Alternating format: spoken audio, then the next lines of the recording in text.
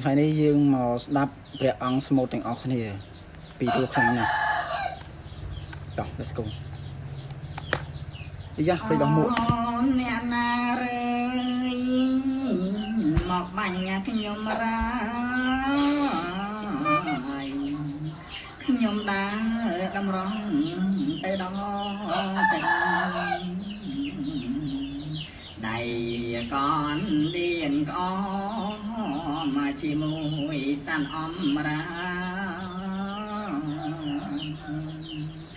លន់សណោក៏ក្រឹងហើយតាមមីទៀងញ៉ៃថ្ងៃរឿងហើយណាពីអ្វីមកបាញ់ខ្ញុំមើលលោកអើយធ្វើកម្មអ្វីម្លេះណាមកបាញ់ត្រង់ប្រាអង្គអាត្មាជាមដាមកាយយ៉ាង